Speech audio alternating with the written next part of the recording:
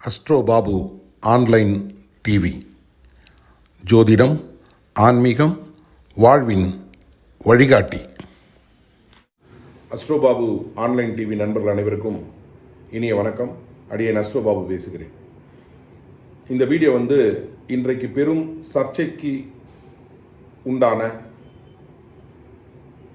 விவாதத்திற்கு உண்டான திருமண பொருத்தத்தை பொருத்தியது. இந்த 10 பொருத்தம் தேவையா? இந்த 10 பொருத்தம் இல்லை சார், தேவையில்லை, நாங்கள்லாம் ஜாதகமே பார்க்கல, கல்யாணம் பண்ணோம், நல்லா இருக்கோம், 10 பொருத்தம் பார்த்து தான் கல்யாணம் பண்ணோம், டைவர்ஸ் ஆகிட்டுது, நாங்கள்லாம் காதல் திருமணம் பண்ணோம், நல்லா தான் இருக்கோம் அப்படின்னு இன்றைக்கு நாகரீக வளர்ச்சி மேம்பட்ட இந்த காலங்களில், அறிவு ரீதி மேம்பட்ட இந்த காலங்களில், நவீனம் மேம்பட்ட இந்த காலங்களில் இன்றைக்கு நிறைய விஷயங்கள் மீடியாக்களில் வெளிப்பட்டு கொண்டே இருக்கிறது. அப்போ இதை நம்ம உள்ளார்ந்து போய் பார்க்கணுமா இல்லையா? இன்றைக்கு நிறைய பெண் வீட்டாரும் ஆண் வீட்டாரும் அவங்களே ஜாதகத்தை கையில் எடுத்து வச்சுக்கிறாங்க, அவங்களே நெட்டில் இன்றைக்கி எல்லாம் அவைலபிள், மீடியாவில் பார்த்துக்கிறாங்க, அவங்களே பொருத்தம் பார்த்துக்கிறாங்க. இல்லை எனக்கு 8 பொருத்தம் இருக்குது, 7 பொருத்தம் இருக்குது, அவங்க பெண் வீட்டார்லேருந்து ஆண் வீட்டுக்கு ஃபோன் பண்ணி சொல்கிற விஷயங்களை, நிறைய விஷயங்களை நம்ம கேள்விப்படுறோம். 8 பொருத்தங்கள் தான் இருக்குது, 9 பொருத்தங்கள் தான் இருக்குது அப்படின்ற விஷயங்களை, நிறைய விஷயங்களை கேள்விப்படுறோம். அவங்களே பேசிக்கிறாங்க, அவங்களே இதற்குண்டான தன்மைகளை அவங்களே விளக்கமும் சொல்லிக்கிறாங்க. அப்போ ஒரு ஜோதிடர் என்பவர் இந்த பொருத்தம் தேவையா இல்லையா அப்படின்றது அவர் சொல்லுகிற பொழுது அது விவாதத்திற்குண்டான ஒரு விஷயமாக வெளிவருகிறது. இப்போ பொதுவாகவே இதை பற்றி பார்ப்போம். நம்ம இதை நம்ம ஒரு ரியாலிட்டி ரீதியாக இந்த 10 பொருத்தம் என்பது என்ன, நட்சத்திர பொருத்தம் என்பது என்ன அப்படின்னு பார்க்கலாம். அந்த காலங்களில் கூட்டமாக வாழ்ந்த மனிதர்கள் ஒரே ஊரில் இருப்பாங்க. நீங்கள் ஒரு 8 கிலோமீட்டர் 7 கிலோமீட்டருக்கு முன்னாடி ஒரு 30-40 வருடங்களுக்கு முன்னாடி பெண் கொடுப்பது என்றால் யோசிப்பார்கள். வெளியூருக்கு போகுது 7 கிலோமீட்டர் 8 கிலோமீட்டர். இன்றைக்கு டிரான்ஸ்போர்ட் ஃபெசிலிட்டிஸ் எல்லா பக்கமும் இருக்குது. அமெரிக்காவில் பொண்ணு கொடுக்குறாங்க, அமெரிக்காவிலேருந்து இங்கே மாப்பிள்ளை எடுக்க, எல்லா பொண்ணும் நடந்து கொண்டே இருக்கிறது. அப்போது அந்த 7 கிலோமீட்டர் தள்ளி பொண்ணு கொடுக்கறதுக்கு யோசிப்பாங்க. அவர்கள் ஊருக்குள்ளேயே அத்தை மகளோ, மாமன் மகளோ, அக்கா மகளோ, இவங்க தான் அதிகமாக திருமணம் பண்ணிட்டாங்க. அப்போ அவங்க அதிகபட்சமாக பார்ப்பது என்னென்னா நட்சத்திரத்தை பொறுத்தது. அவர்கள் பிறந்த நாள் எந்த நாள்னு தெரியும், அந்த நாளில் நட்சத்திரம் காலண்டரை பார்த்து குறித்து வைப்பாங்க. இல்லைனா யாராவது ஒரு பெரியவரை பார்த்தோ அல்லது ஒருத்தவங்களை பார்த்து இன்றைக்கி என்ன நட்சத்திரன்றதை குறித்து வச்சுப்பாங்க. அந்த நட்சத்திரத்தை மட்டும் பார்ப்பாங்க. இந்த நட்சத்திரத்துக்கு இந்த நட்சத்திரம் பொருத்தமானதான், நல்லது, ஓகே, கல்யாணம் பண்ணுங்கன்றுவாங்க. இது ஒரு வகை. இரண்டாவது ஒரு வகை, இது தேவையே படாது, அத்தை பிள்ளை மாமன் பிள்ளைங்களுக்கு தேவையே படாது. இதற்கு என்ன காரணம் அப்படின்னு பார்க்குற பொழுது, உடல் கூறு ரீதியான, டிஎன்ஏ ரீதியான அப்படின்னு நம்ம எடுத்துக்கலாம் இன்றைய காலகட்டங்கள். ஆனால் அந்த காலகட்டங்களில் அவங்க அந்த மாதிரிலாம் யோசிக்கல. இது என் மாமன் பிள்ளையா கல்யாணம் பண்ண ஒன்றும் பிரச்சனை இல்லை, என் தங்கச்சி பொண்ணு கல்யாணம் பண்ண ஒன்றும் பிரச்சனை இல்லை, என் தங்கச்சி பையன் கல்யாணம் பண்ண ஒன்றும் பிரச்சனை இல்லை, என் அக்கா பொண்ணு கல்யாணம் பண்ண பிரச்சனை இல்லை. அப்போ பண்ணும்போது அவங்களுக்கு யார், என்ன உறவு, எங்கே இருந்தாங்க, அவருடைய உணவு முறை என்ன, பழக்க வழக்கம் என்ன, அவர்கள் யாரை சார்ந்தவர்கள், எந்த குலதெய்வத்தை சார்ந்தவர்கள், எந்த வழியை சார்ந்தவர்கள், எந்த கொடியை சார்ந்தவர்கள், எந்த குலத்தை சார்ந்தவர்கள், அவருடைய முன்னோர் யார், எல்லா விஷயமும் அவங்களுக்கு தெரியும். அதனால் இதை பற்றி பிரச்சனை இல்லை. சரி, இந்த நட்சத்திர பொருத்தம் என்பது எதற்காக அப்படின்னு பார்க்கிற பொழுது, திருமணம் என்பது எதற்காக அப்படின்னா அடுத்த தலைமுறையினரை உருவாக்குவதற்காக.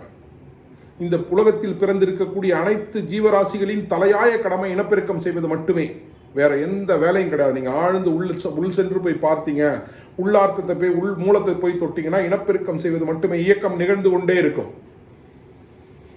ஆத்தல் காத்தல் அழித்தல் அப்படின்ற இந்த 3 விஷயத்திலிருந்து நாம் வெளிவரவே முடியாது. இதுதான் சூட்சுமம். இந்த ஆத்தல் காத்தல் அழித்தல் தான் சூட்சுமம். பிறந்தது இறக்கும், இறந்தது பிறக்கும், இதுதான் சுழற்சி. இது இல்லைன்னா ஒன்றுமே இல்லை.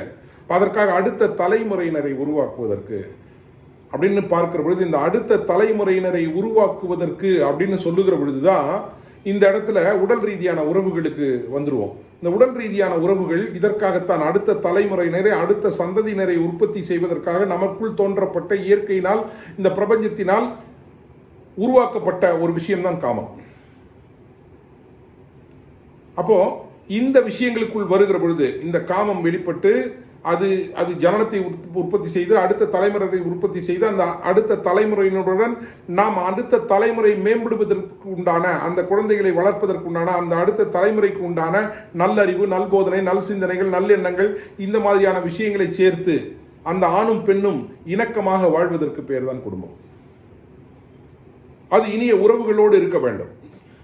அத்தை, மாமன், மச்சின எல்லாரையும் சேர்த்து அந்த குழந்தை ஒரு கட்டுக்கோப்பான கூட்டு குடும்பம்னு சொல்றாங்க இல்லையா ஒரே வார்த்தையில், அந்த மாதிரி கட்டுக்கோப்பான தன்மை எதற்காக அப்படின்னா அடுத்த தலைமுறையினருக்கு நல்ல சிந்தனைகள், நல்ல எண்ணங்கள், இவர்களுடைய மூத்தோர்கள் கண்ட அனுபவங்களை அந்த குழந்தைகளுக்கு ஜூஸ் ஆக்கி கொடுக்கறது தான். இது வேறு எந்த நாட்டிலும் இந்த மாதிரியான ஒரு கட்டமைப்பு இல்லை, வாழ்க்கை கட்டமைப்பு இல்லை. இப்போ நம்ம நாட்டில் எப்படி சீரமைச்சு எப்படி கட்டமைச்சிருக்காங்க பாருங்க. தாத்தாவினுடைய அனுபவம், பாட்டியினுடைய அனுபவம், அத்தை மாமாவினுடைய அனுபவம், இவர்களுடைய எல்லா அனுபவங்களும் அந்த குழந்தைகளுக்கு அடுத்த தலைமுறையினருக்கு போதிக்கப்படும். எதன் மூலியமாக போதிக்கப்படும்? வாழ்க்கையினுடைய சட்டதிட்டங்கள், வாழ்க்கையினுடைய அமைப்புகள், வாழ்க்கை எவ்வாறு வாழ வேண்டும், நடைமுறை வாழ்க்கையில் அவர்கள் விதித்து வைத்திருக்கக்கூடிய விதிமுறைகள் தான் ஒவ்வொரு கூட்டத்தினரும் ஒவ்வொரு சமூகத்தினுடைய விதிமுறைகளாக சொல்லப்பட்டிருக்கிறது. சாங்கியம்னு சொல்லுவாங்க ஒரு வார்த்தையில், இல்லை இதுதான் வாழ்க்கைன்னு சொல்லுவாங்க, இல்லை இதுதான் நம்ம வாழணும் அப்படின்வாங்க. ஸோ இந்த மாதிரியான கட்டமைப்புகளுக்கு தான் இந்த திருமணம். அப்போ இந்த திருமணம் அடுத்த தலைமுறையினை சேர்ப்பதற்குண்டான இந்த உடல் ரீதியான தன்மைகளுக்கு ஒத்து வருகிறதா, மன ரீதியான தன்மைகளுக்கு ஒத்து வருகிறதா அப்படின்னு பார்க்கக்கூடிய ஒரு விஷயம்தான் இந்த 10 பொருத்தம். அந்த காலத்தில் இந்த விஷயங்கள் தேவைப்படலை. ஏன்னா அத்தை புள்ள, மாமன் புள்ள,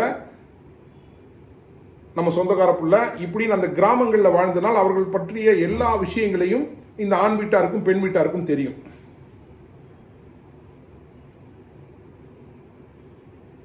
ஒரு மாறுபட்ட சிந்தனை இருக்கிறது அந்த குடும்பத்தில் அப்படின்னும் போது வேண்டாம்பா அப்படின்வாங்க. இல்லை அவர்கள் வந்து அந்த கூட்டத்தில் இருக்கக்கூடிய அந்த கட்டுப்பாட்டுகளை மீறி வெளியில் சென்றிருக்கிறார்கள் ஏதோ ஒரு காரணங்களால அப்படின்போது வேண்டான்னுவாங்க. ஏன்னா அவங்களுக்கு தெரியாது. இன்றைக்கு அப்படி இல்லை. இன்றைக்கு பிழைப்பு தேடி எல்லோரும் பல்வேறு இடங்களில் இடம் பெயர்ந்திருக்காங்க, புலம்பெயர்ந்திருக்காங்க, எல்லாமே நடக்கிறாங்க. எங்கேருந்தோ பொண்ணு வருது, எங்கேருந்தோ மாப்பிள்ளை. அவர்கள் யார் எப்படி என்ன ஏதுன்னு தெரியாதல்லவா. அப்போ இந்த ஆணுக்கு இந்த பெண், இந்த பெண்ணுக்கு இந்த ஆண் மன ரீதியாக, உடல் ரீதியாக, குடும்ப ரீதியாக அவருடைய தாய் தந்தையர் யார் என்று தெரிந்து கொள்ளக்கூடிய ஒரு அமைப்பை எல்லாரையும் போய் எல்லாத்தையும் விசாரிச்சுட்டு இருக்க முடியாது. அவர்களுடைய ஜாதகங்கள் சொல்லும். ஜாதகம் என்பது என்ன? ஒரு தனி மனிதனினுடைய வரைபட சூத்திரம் ஜாதகம். ஜாதகம் என்பது ஒரு மனிதனுடைய வரைபட சூத்திரம் ஜாதகம். அந்த வரைபடம் அது ஒரு ஸ்கேன் மாதிரி. அந்த ஸ்கேனை எடுத்து வச்சுட்டு ஜோதிடத்தில் சொல்லக்கூடிய இருக்கக்கூடிய கணித முறைகளை அதை அப்ளை பண்ணுகிற பொழுது அது தெளிவாக பல்வேறு விஷயங்களை சொல்லிவிடும்.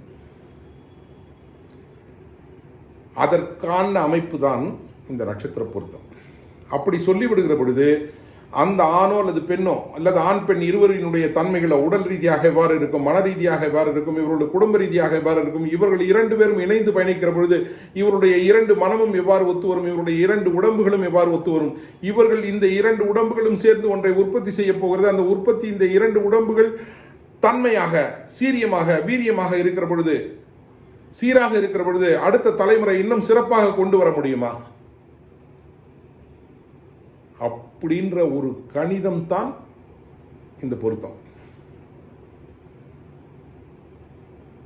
இப்ப இதுல ஒரு பொருத்தம் கிடைக்கல, நட்சத்திர ரீதியாக ஒரு பொருத்தம் கிடைக்கல, அப்ப ஜாதக ரீதியாக, அவருடைய அமைப்பு ரீதியாக, அவருடைய கட்டமைப்பு ரீதியாக அந்த ஸ்கேன் ரிப்போர்ட்டை வச்சுட்டு அந்த ஸ்கேன் ரிப்போர்ட்டான ஜாதகத்தை கையில வச்சுட்டு பார்க்கறாங்க. வேற ஏதாவது விஷயங்கள் இருக்கிறதா?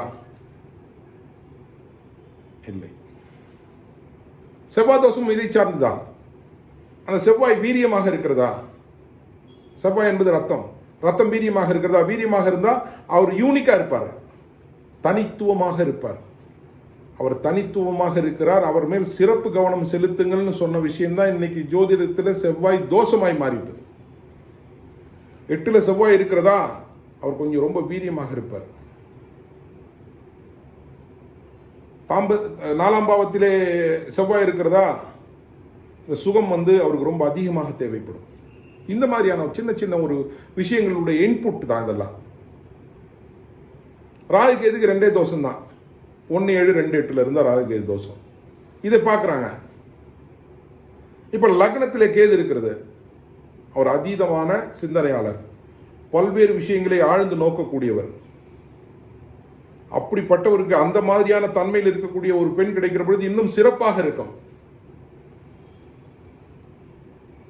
லக்னத்திலே கேது இருந்தால் 7 ராகு இருக்கும். தாம்பத்தியத்திலே அதீத வீரியம் கொண்டவர். இப்போ இந்த மாதிரியான ஒரு விஷயங்களுக்காகத்தான் இந்த பொருத்தம், இந்த ஜாதக பொருத்தம் பார்ப்பது. சரி, இது இல்லாமல் பார்க்கிற பொழுது நிறைய விஷயங்களை நாம் அனுபவ ரீதியாக இந்த சமூகத்தை உற்று நோக்குகிற பொழுது, இந்த மனித சமுதாயத்தை உற்று நோக்குகிற பொழுது நம்மளுக்கு தெளிவாக புரிவிடும். ஒரு உதாரணத்துக்கு எடுத்துப்போம். நல்லா இருப்பான் ஒரு ஆண், ஃபர்ஸ்ட் கிளாஸாக இருப்பான், நல்ல தொழில் பண்ணுவான், நல்ல சிறப்பாக இருப்பான், எல்லாம் இருப்பான். ஆளினுடைய தன்மையும் தோற்றமும் கூட மிக தெளிவாகவும் மிக நேர்த்தியாகவும் நல்ல ஒரு மேன்லினஸோடு இருப்பான்.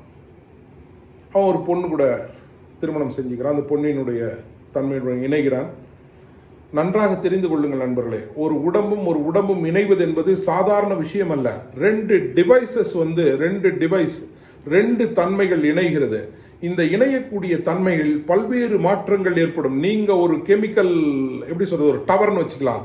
அவங்க ஒரு வேதியியல் டவர், அவங்க ஒரு வேதியியல் கோபுரம், நீங்கள் ஒரு வேதியியல் கோபுரம். இந்த 2 வேதியியல் கோபுரமும் இணைகிற பொழுது இதனால் பல்வேறு மாற்றங்கள், வேதியியல் மாற்றங்கள், உடல் ரீதியாக மன ரீதியாக நிறைய மாற்றங்கள் ஏற்படும். இது சாதாரண விஷயம் மட்டுமல்ல. இது ஏதோ ஒரு ஆசியமாகவோ அல்லது ஆபாசமாகவோ இது பேசக்கூடிய விஷயம் அல்ல. இது மிக ஆழ்ந்த ரகசியம் இருக்கக்கூடிய ஒரு தன்மை. அதை தான் அந்த பொருத்தத்துக்குள்ள வச்சிருக்காங்க. இப்போ அந்த மாதிரியான ஒரு நேர்த்தியான ஒரு ஆண் ஒரு ஒரு ஒரு ஒரு பெண்ணுடன் இணைகிறார். ஒரு 5 வருடம் 6 வருடம் 7 வருடம் கழித்து அவருடைய பொலிவு மங்க துவங்குகிறது, அவருடைய வளர்ச்சி மங்க துவங்குகிறது. என்னன்னா, இந்த கெமிக்கல் டவர், இந்த ஆண் என்ற கெமிக்கல் டவர் பெண் என்ற கெமிக்கல் டவரோட சேர்கிற பொழுது ஆணினுடைய கெமிக்கலை ஃபுல்லாத்தி பெண் அப்சர்வ் பண்ணிடும். நிறைய விஷயங்களை பார்த்துருப்போம்.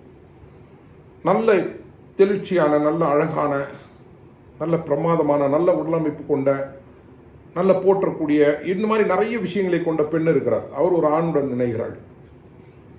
அந்த ஆணினுடைய தன்மை பெண்ணினுடைய தன்மை விழுங்கிவிடும்.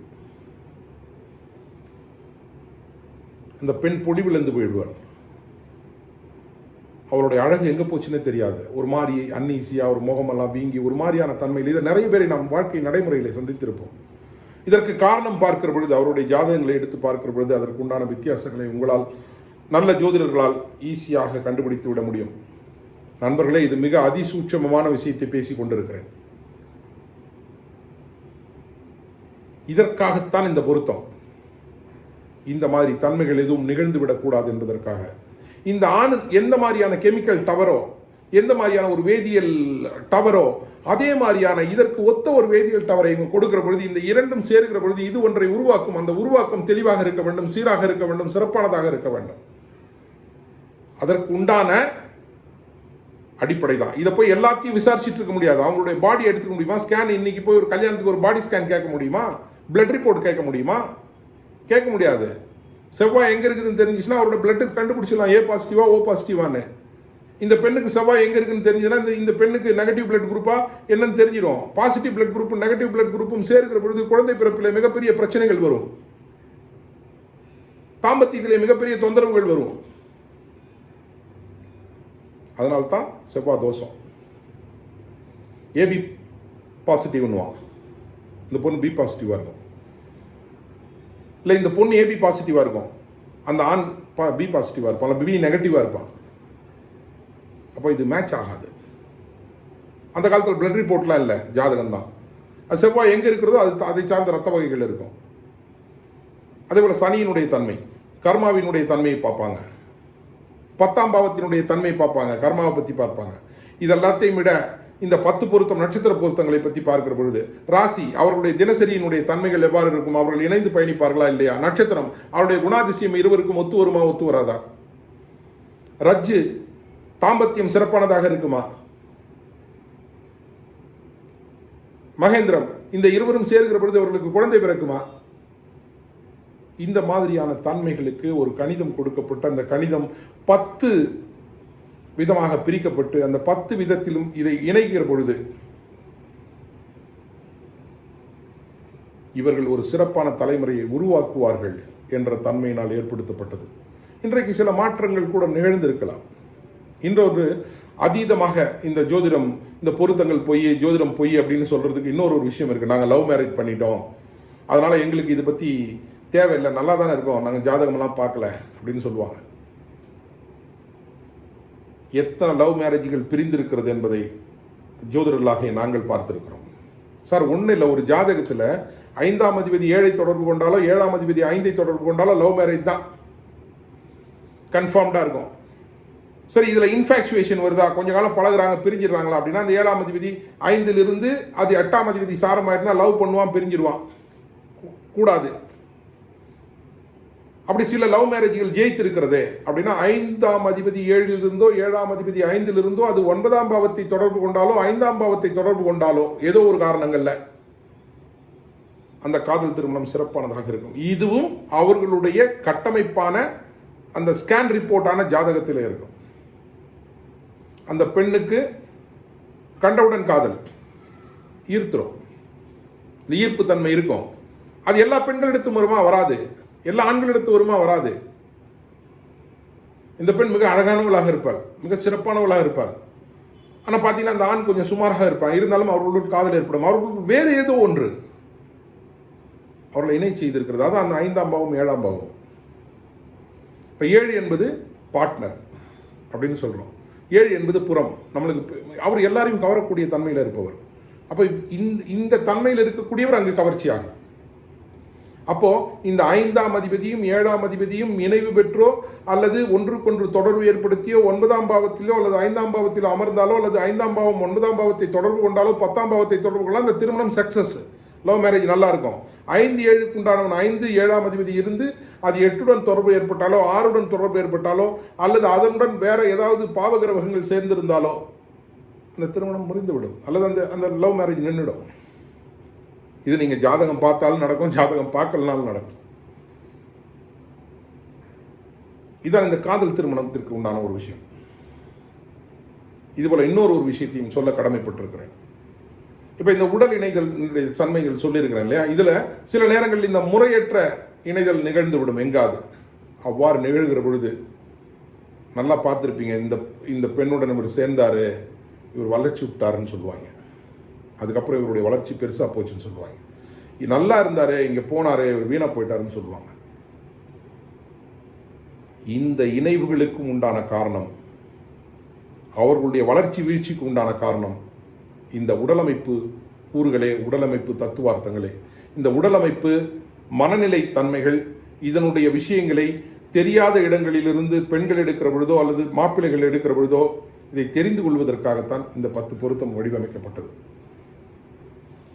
இன்றைய காலகட்டங்களில் நிறைய மாற்றங்கள் நிகழ்வது என்பதும் ஏற்றுக்கொள்ளப்பட வேண்டியது. ஏன்னா வேற ஊருக்கு போகிறாங்க, வேற ஆட்களை திருமணம் பண்ணிக்கிறாங்க, அவங்க அப்பா அம்மா கூட லவ் மேரேஜ் இருக்கும், நிறைய கலப்பினங்கள் வருகிறது, இதெல்லாம் நிறைய விஷயங்கள் நிகழ்ந்து கொண்டே இருக்கிறது.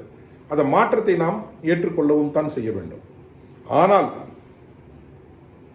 நாம் பழைய விஷயங்களை ஆராய்ச்சி செய்கிற பொழுது இந்த ஜோதிடத்தில் இந்த 10 பொருத்தங்கள் இதற்காகத்தான் என்பது என்னுடைய ஆய்வில் நான் படித்த, நான் உணர்ந்த, என் குருமார்கள் எனக்கு உணர்த்திய விஷயங்களிலிருந்து நான் புரிந்து கொண்டது நண்பர்களே. அதை நண்பர்களாகிய உங்களுடன் பகிர்ந்திருக்கிறேன். முடிவு உங்கள் கையில். மீண்டும் இன்னொரு காணொளியில் சந்திக்கும் வரை உங்களிடமிருந்து விடைபெறுகிறேன். நன்றி, வணக்கம்.